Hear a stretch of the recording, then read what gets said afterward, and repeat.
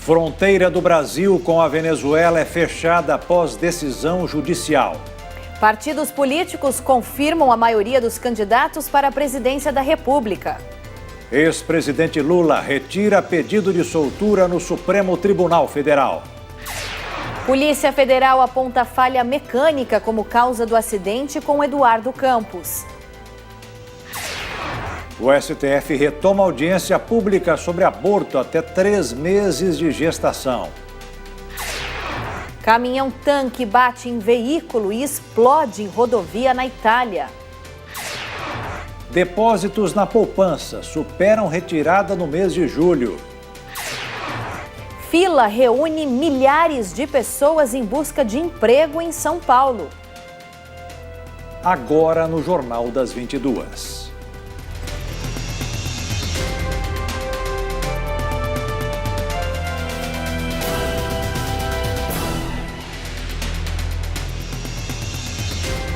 Olá, muito boa noite. Boa noite. Nesse fim de semana, os partidos bateram o martelo e escolheram os nomes que vão disputar a presidência da República no mês de outubro. Mas fiquem atentos, até o dia 14, prazo final para o registro das chapas eleitorais, esse cenário ainda pode mudar. Veja como na reportagem de Renata Rocha. Por enquanto, 14 candidatos estão confirmados para a disputa ao cargo de presidente da República. As negociações foram intensas e os últimos nomes fechados neste final de semana. Prazo final para as convenções destinadas a definir candidatos e coligações. No domingo, o Partido dos Trabalhadores anunciou o ex-prefeito de São Paulo, Fernando Haddad, como candidato a vice na chapa encabeçada pelo ex-presidente Luiz Inácio Lula da Silva. Lembrando que Lula está preso em Curitiba e, pela lei da ficha limpa, é considerado inelegível. Mas isso ainda vai ser definido pela Justiça Eleitoral. Sobre sua chapa, o PT informou em nota que Fernando Haddad vai ser o porta-voz do ex-presidente até o fim do trâmite da candidatura na Justiça Eleitoral. Com isso, o Partido dos Trabalhadores, que já se prepara para uma opção sem Lula, entrou em acordo com o PCdoB. Assim, Manuela Dávila, que chegou a confirmar candidatura na semana passada, deixa de concorrer à presidência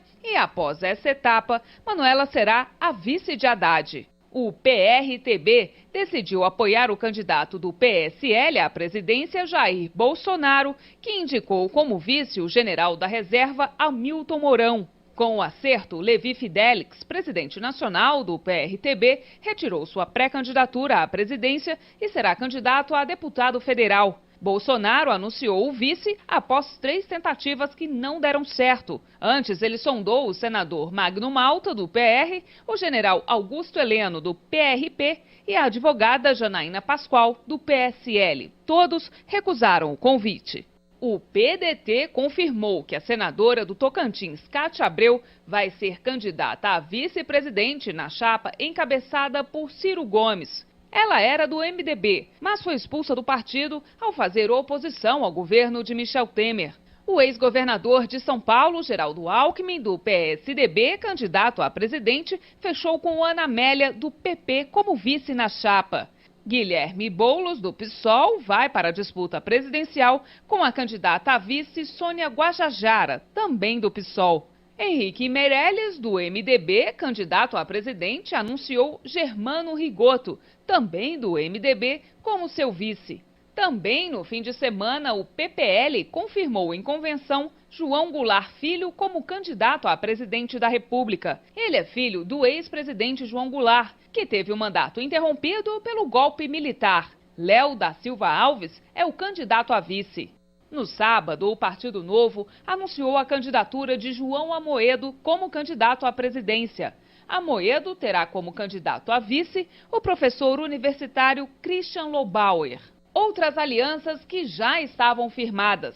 A do candidato a presidente, Álvaro Dias, do Podemos, com Paulo Rabelo de Castro como candidato a vice. A do cabo Daciolo, do Patriota, com Suelene Balduino, também do Patriota, como vice. José Maria Emael, do DC, vai para a disputa ao Planalto com Elvio Costa, também do DC, como vice. A candidata a presidente, Marina Silva, concorre com Eduardo Jorge, do PV, como vice.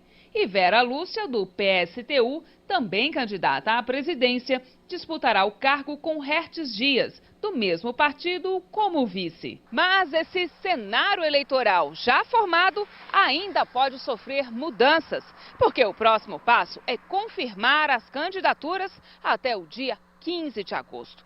Todas elas precisam estar registradas aqui no Tribunal Superior Eleitoral e também em tribunais regionais eleitorais. A partir desta data está autorizada o início da propaganda, como o comício, passeatas e até a distribuição de santinhos. Já a Justiça Eleitoral tem até o dia 17 de setembro para julgar os pedidos de registros de candidatura. Nesta segunda-feira, o TSE recebeu o primeiro registro de candidatura à presidência da República, a do candidato Guilherme Boulos, do PSOL. No registro, Boulos apresentou à Justiça Eleitoral o programa de governo. Ele informou ao tribunal patrimônio avaliado em R$15 mil de um veículo. A presidente eleitoral do TSE, a ministra Rosa Weber, será a relatora do pedido de candidatura do presidenciável. A magistrada assumirá o comando do TSE a partir de 14 de agosto. O ex-presidente Lula decidiu retirar o pedido de soltura que estava em análise no Supremo Tribunal Federal. A defesa do petista entendeu que seria debatido a contragosto a questão da elegibilidade do político. O anúncio foi feito pela presidente do PT, Gleisi Hoffmann, e pelo ex-ministro e candidato a vice-presidente do partido, Fernando Haddad. O ex-presidente, que está preso, teria tomado essa decisão de forma consciente, abrindo mão da liberdade para manter o projeto político do partido. Tomou uma decisão importante que foi a retirada da cautelar do Supremo Tribunal Federal, que pedia a sua liberdade, e tomou essa decisão de forma consciente, né? Abre mão de pedir a liberdade pelo compromisso que tem com o país, com o povo brasileiro e com sua dignidade. Não aceita a chicana que foi feita em razão desse recurso de se levar ao Pleno do Supremo a antecipação do pedido de retirar sua candidatura ou de impedir o registro da sua candidatura. Pela lei da ficha limpa, Lula não poderá concorrer à eleição por ter sido condenado em segunda instância. Até agora, a Justiça não se manifestou sobre a questão. O caso deverá ter a primeira manifestação oficial no Tribunal Superior Eleitoral após a confirmação da candidatura. O Tribunal Regional da 4ª Região, em Porto Alegre, negou o pedido do Partido dos Trabalhadores para que o ex-presidente Lula participe do debate, que ocorre na próxima quinta-feira na TV Bandeirantes.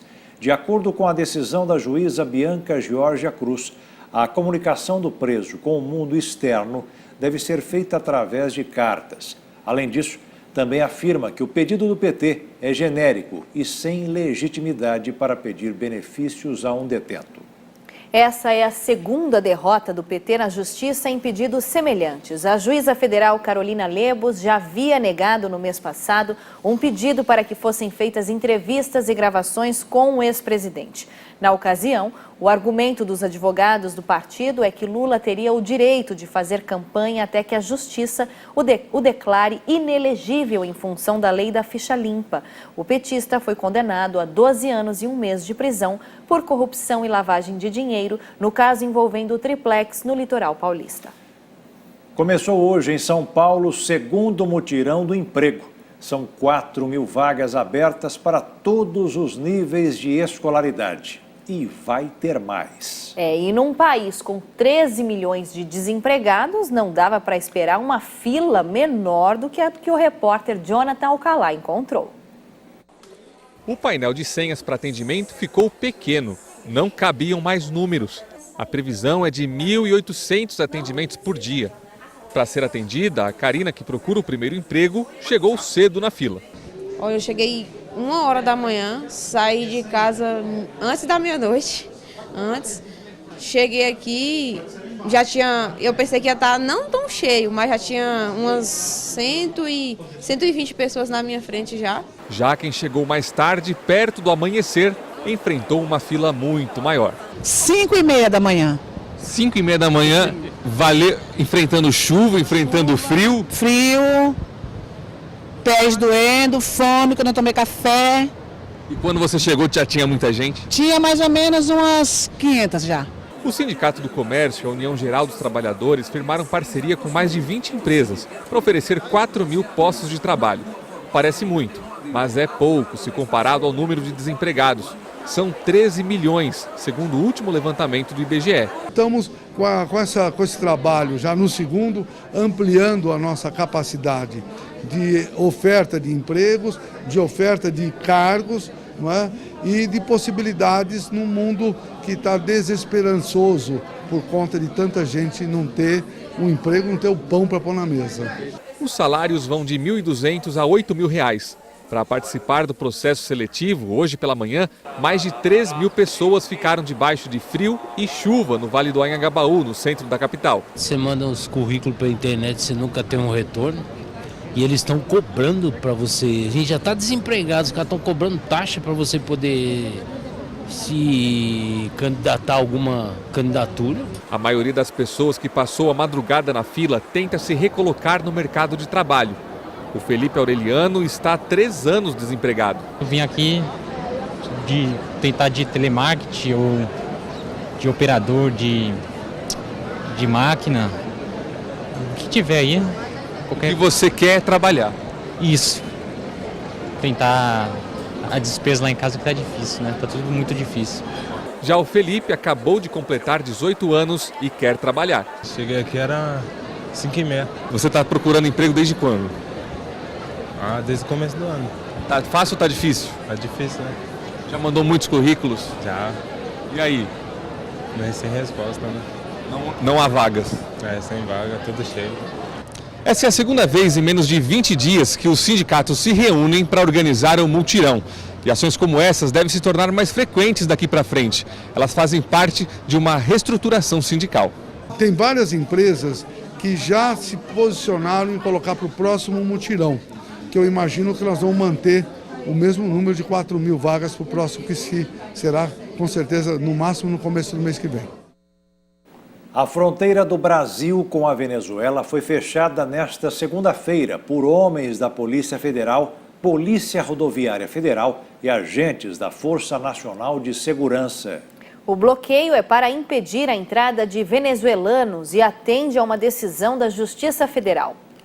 O juiz federal Hélder Girão Barreto, da Primeira Vara Federal de Roraima, tomou essa decisão até que existam condições mais apropriadas e humanitárias para o acolhimento dos vizinhos venezuelanos no Brasil. Ele também determinou a vacinação compulsória dos imigrantes que estão no estado. Além disso, o magistrado proibiu que o governo exija passaporte para os venezuelanos terem acesso aos serviços públicos oferecidos pelo estado de Roraima. O juiz proibiu a deportação ou expulsão dos imigrantes. Já existe um programa de interiorização de venezuelanos no Brasil, elaborado pelo governo federal.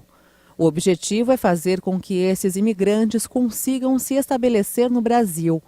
Mais de 800 imigrantes já foram levados para 7 estados e o Distrito Federal.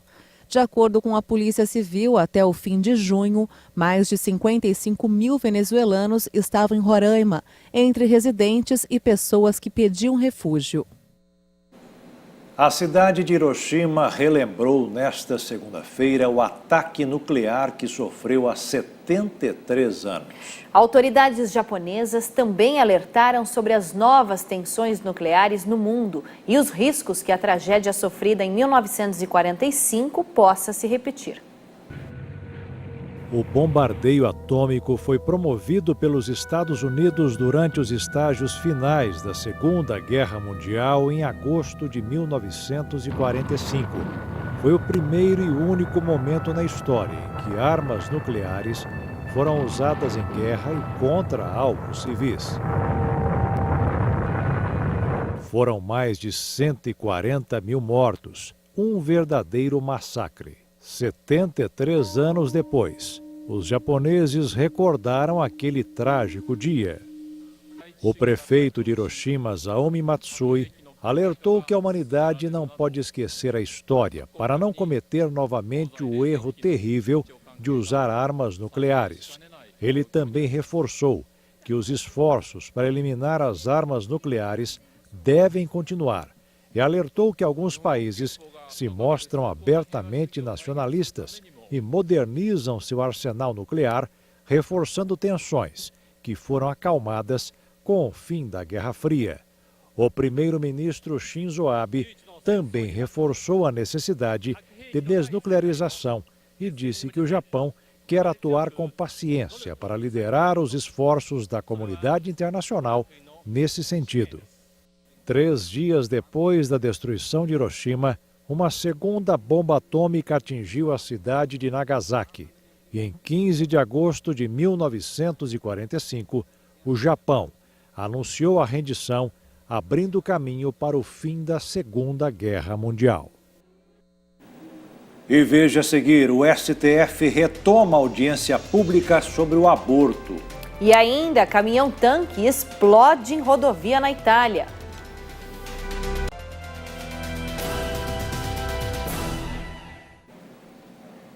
O ex-presidente da Odebrecht, Marcelo Odebrecht, afirmou hoje em depoimento ao juiz Sérgio Moro que a empresa mantinha um funcionário responsável pelo pagamento de propinas desde 1990. Segundo o empreiteiro, o Departamento de Operações Estruturadas da empresa foi criado por Hilberto Mascarenhas, funcionário indicado por ele para gerenciar as propinas. Em depoimento ao juiz Sérgio Moro, Marcelo Odebrecht descreveu como o esquema de propina funcionava na empresa. O grupo Odebrecht tinha, o Ministério Público utiliza essa expressão, uma espécie de um setor de pagamentos paralelos, setor de operações estruturadas? Tinha um setor, não era bem um setor, tá? O que nós tínhamos é o seguinte, em 90 mais ou menos, até o início de 90, os pagamentos não contabilizados eram feitos nos próprios projetos. Então, se o cara queria fazer um pagamento não contabilizado, ele mesmo encontrava uma maneira de fazer ou um contrato fictício. Certo. Quando teve aquele problema daquela crise do orçamento, dos anões do orçamento, isso foi até antes de eu entrar na construtora, aí resolveu-se que aquele modelo é um modelo muito arriscado e que contaminava a contabilidade como um todo. E pessoas, inclusive, pensavam que outros estavam roubando a empresa, dentro da própria empresa. Sim. Então, no início de 90, se definiu que os pagamentos não contabilizados passariam a ser feitos todos por doleiros. Sim. Tá? E teria sempre uma pessoa no grupo que receberia os recursos de geração e direcionaria para os doleiros. Esse modelo foi implementado em 90, 91, 92. A maior parte dos recursos de geração passaram a vir, então, de planejamento fiscal feitos no exterior. Certo. Isso foi também, combinou com as nossas atividades mais fortes no exterior.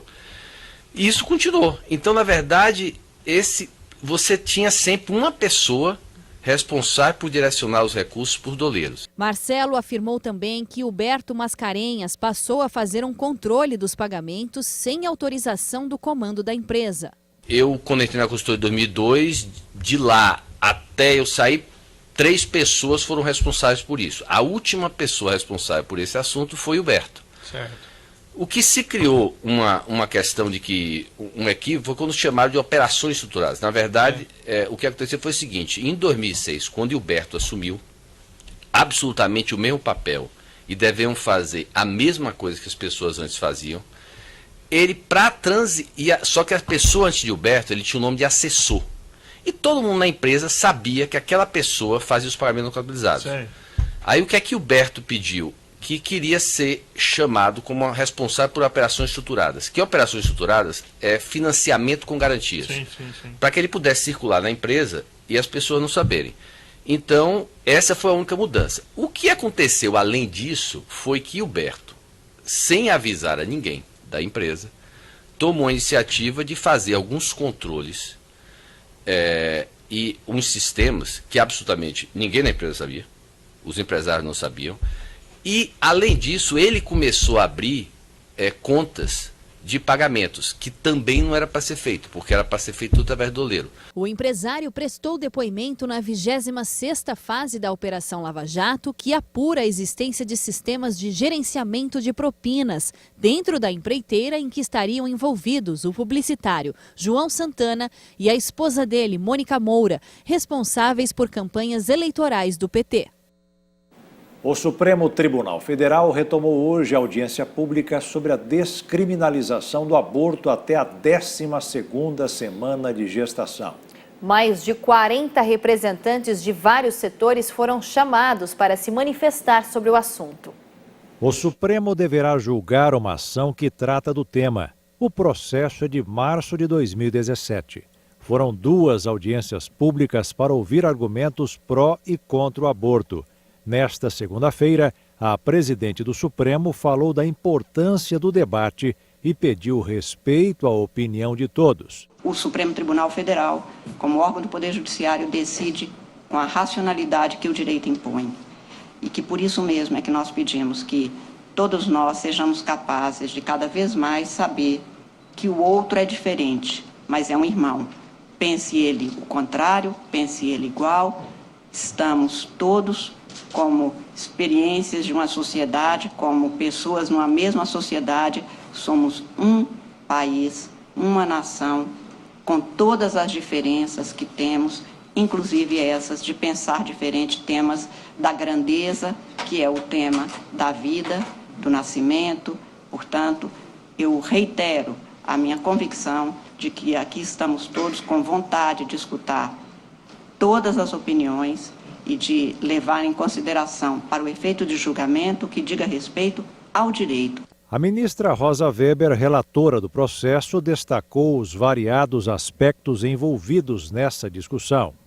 Entendi de proporcionar uma ampla discussão no âmbito do processo em audiência pública, justamente para oportunizar que todos nós e a própria sociedade pudéssemos ouvir esses diferentes olhares, essas diferentes vozes. Foram 2 audiências para tratar sobre a questão. Agora, caberá à relatora Rosa Weber avaliar as posições e elaborar o voto. Depois, ela encaminha o parecer para a ministra Carmen Lúcia, que poderá colocar o tema em pauta para que os demais ministros do Supremo Tribunal também se manifestem. Mas não há um prazo para que isso aconteça, podendo até demorar anos para que a ação seja analisada. O debate está em uma interpretação da Constituição que criminaliza o aborto. Na prática, o Supremo deverá decidir se quem aborta deveria ser preso ou não. Atualmente, o aborto é crime no Brasil e quem o pratica pode ser preso por até 3 anos, com algumas raras exceções também previstas em lei. A Polícia Federal apresentou hoje em Recife a conclusão do inquérito do acidente que matou o ex-governador Eduardo Campos no ano de 2014. O relatório apontou uma falha mecânica na cauda da aeronave como a causa mais provável para a queda do avião. A conclusão do inquérito mostra que entre as possíveis causas, um problema no compensador do profundor, um equipamento localizado na cauda do avião e que auxilia a aeronave na locomoção para cima ou para baixo, pode ter sido o causador da queda. 100% falha humana, não. Quantos por cento o senhor pode... A gente não consegue mensurar dos fatores contribuintes qual é a posição de cada um em relação ao outro, o que é mais importante em relação ao outro.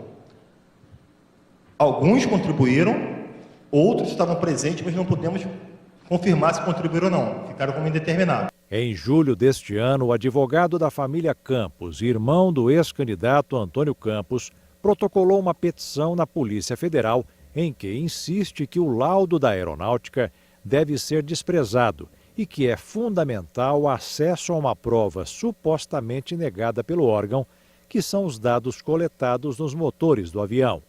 O advogado afirma que foi procurado por peritos que acompanham o caso e que teriam encontrado evidências de uma possível sabotagem. O ex-governador de Pernambuco, Eduardo Campos, morreu em um acidente aéreo aos 49 anos, durante uma campanha das eleições presidenciais de 2014. Na época, Campos era candidato pelo PSB e embarcou em um jato Cessna 560 XL do Rio de Janeiro, com destino ao Guarujá, no litoral paulista. 11 crianças com idades entre 1 e 15 anos foram resgatadas no estado americano do Novo México, depois que agentes invadiram um complexo improvisado ocupado por homens armados. É o que afirmou a polícia. A polícia do condado de Laos buscava um menino sequestrado há 3 anos que não foi encontrado. A investigação começou em 2017 em Jonesboro, no estado da Geórgia, onde Siraj Warhaj, de 39 anos, foi acusado de sequestrar o filho. Na manhã de 3 de agosto, os agentes entraram no local, onde encontraram Warhaj e Lucas Morten, além de várias armas e munição. Os 2 homens foram detidos. Morten foi acusado de abrigar um fugitivo e Warhaj de sequestro de menores. Além das crianças, 5 adultos estavam no local, todos sem comida e péssimas condições de higiene. Um caminhão-tanque bateu em outros veículos e explodiu em uma rodovia em Bolonha, no norte da Itália. Eu vi o vídeo dos italianos e fiquei impressionado. A tragédia deixou ao menos 2 mortos e 68 feridos, segundo o primeiro balanço de autoridades locais. Um enorme incêndio provocado pela explosão de um caminhão-tanque em uma rodovia em Bolonha, no norte da Itália, deixou ao menos 1 morto e dezenas de feridos, segundo um primeiro balanço de autoridades locais. O caminhão, que levava material inflamável, bateu em outros veículos que estavam parados por causa de outro acidente em Borgo Panigale, perto do aeroporto de Bolonha. A gigantesca explosão produziu um enorme buraco e causou o desmoronamento de parte de uma ponte. Vários carros de propriedade de 2 concessionárias na região explodiram. Segundo um jornal da cidade, entre os feridos estão funcionários das concessionárias, assim como policiais que já estavam no local controlando o trânsito. A maioria das vítimas teve queimaduras e ferimentos causados pelas vidraças dos edifícios próximos ou objetos que foram lançados pela explosão. Moradores de bairros vizinhos foram evacuados e, após apagarem as chamas, socorristas buscam eventuais vítimas, cujo número pode aumentar. E veja a seguir, cresce a produção de veículos no Brasil. E ainda, na Indonésia, terremoto deixa centenas de mortos.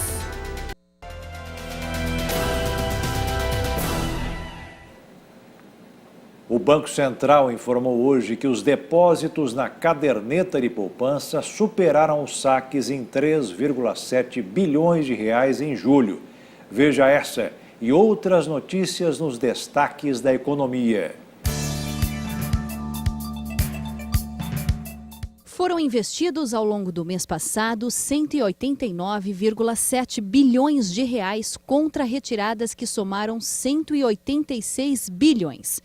É o 5º mês consecutivo em que a captação de recursos da poupança apresenta resultado positivo.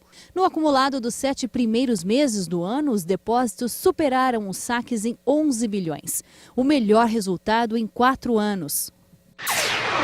E as pessoas com mais de 66 anos estão dominando os investimentos na Bolsa de Valores de São Paulo.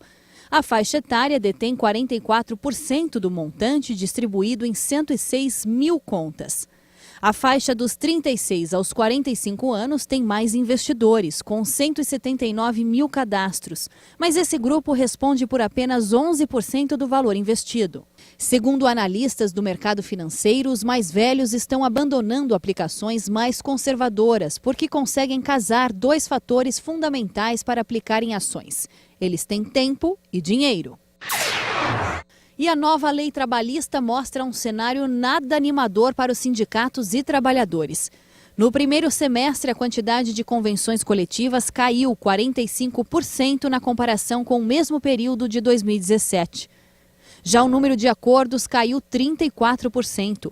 O dado divulgado pela Fundação Instituto de Pesquisa Econômica é um termômetro para o segundo semestre e indica que o país poderá enfrentar problemas com categorias importantes. As negociações dos bancários, metalúrgicos e químicos vão acontecer nos próximos meses. E com negociações mais duras, a greve pode ser um recurso para forçar o entendimento, podendo prejudicar milhões de brasileiros. No mercado financeiro, o dólar fechou em alta nesta segunda-feira. A moeda norte-americana subiu 0,64% e encerrou o dia cotada a R$ 3,731 na venda. A produção de veículos subiu 13% no Brasil. E o resultado poderia ter sido ainda melhor se a vizinha Argentina não estivesse em crise.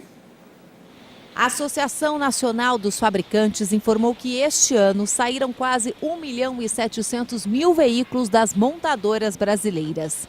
13% a mais do que no mesmo período do ano passado. Mas como a Argentina, que ainda é o maior comprador de veículos do Brasil, passa por uma séria crise econômica, as encomendas diminuíram.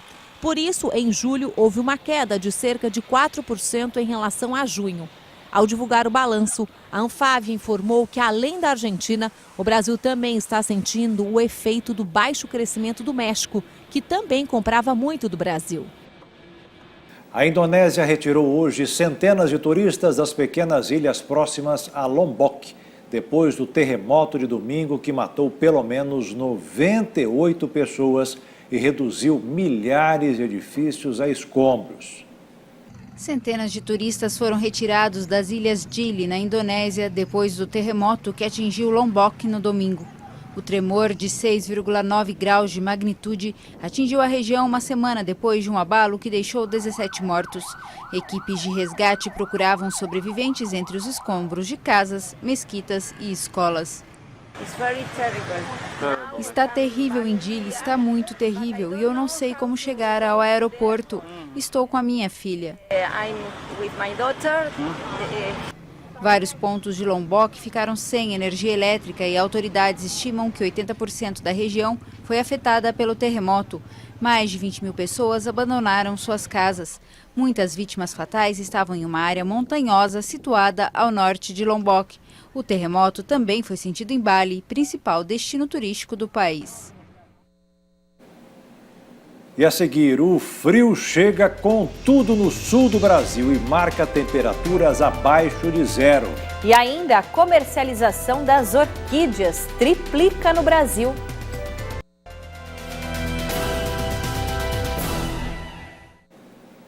Começou hoje a campanha nacional de vacinação contra sarampo e poliomielite. O Ministério da Saúde liberou mais de 28 milhões de vacinas para todo o país.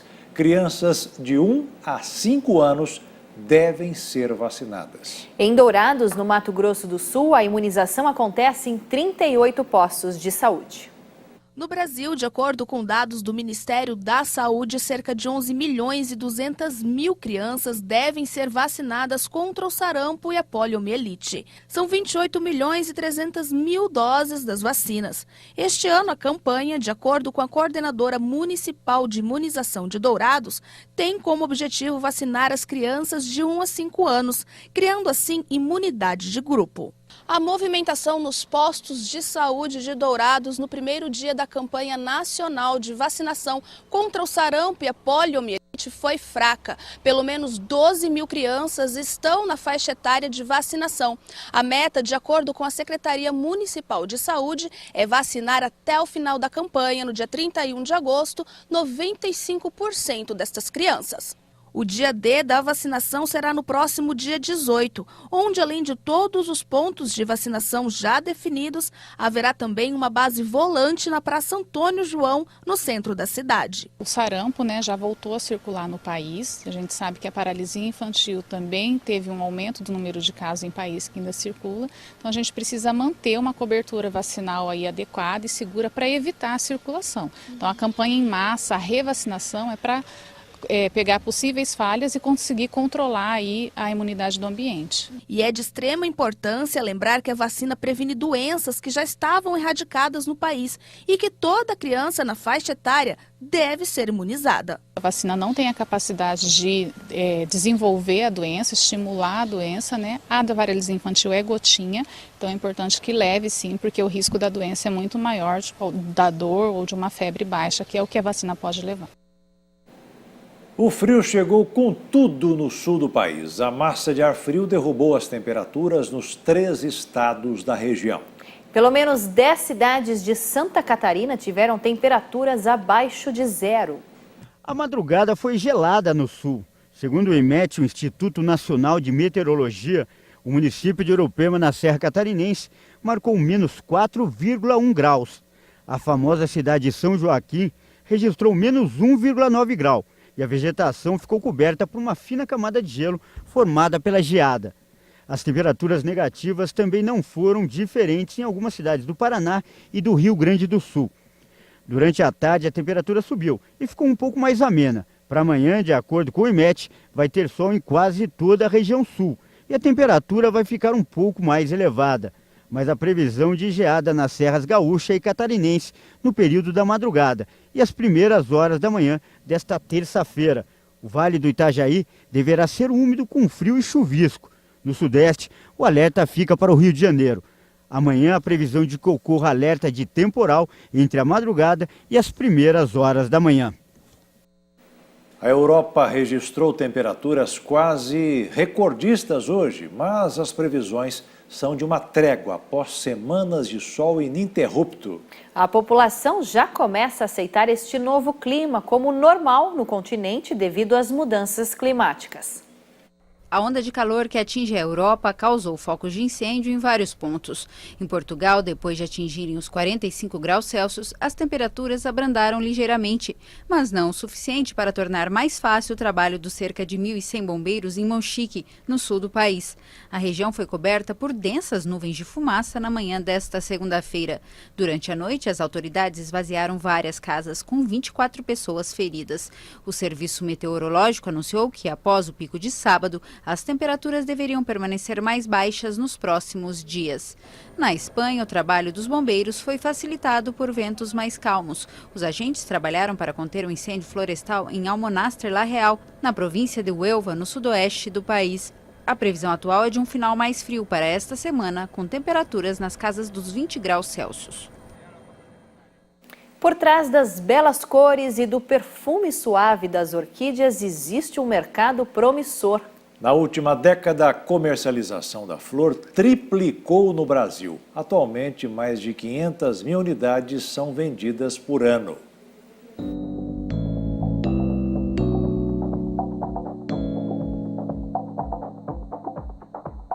Exuberância e delicadeza ao mesmo tempo.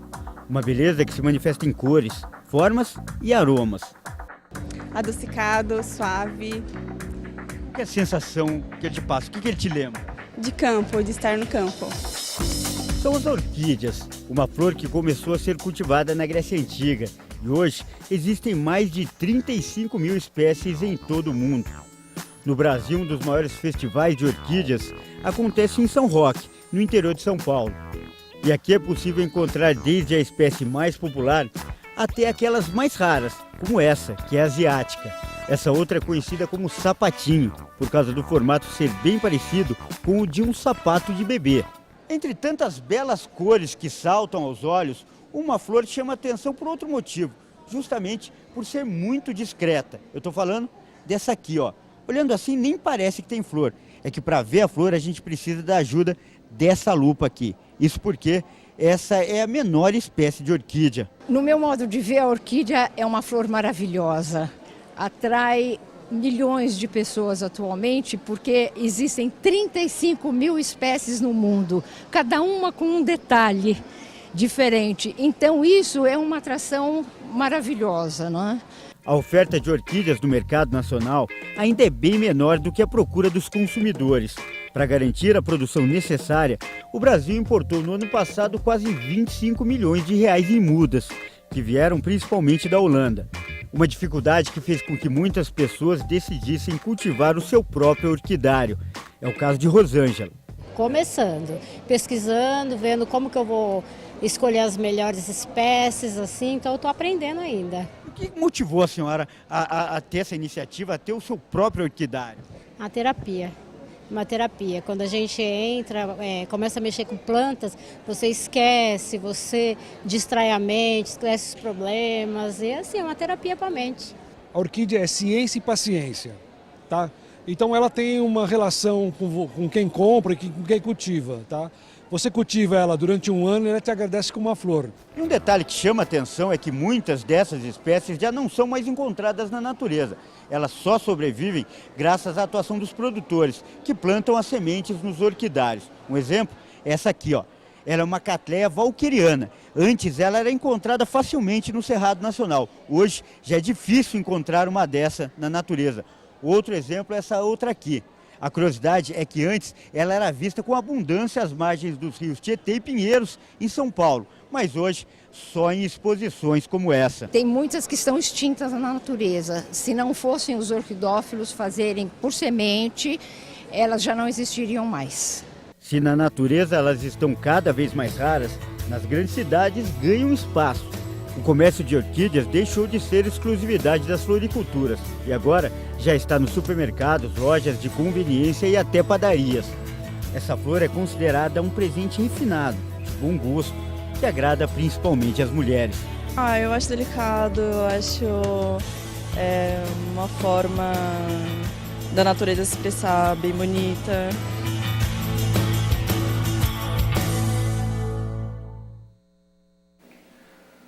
E o Jornal das 22 termina aqui. Uma boa noite para você e até amanhã. Boa noite, fique na paz. Tchau.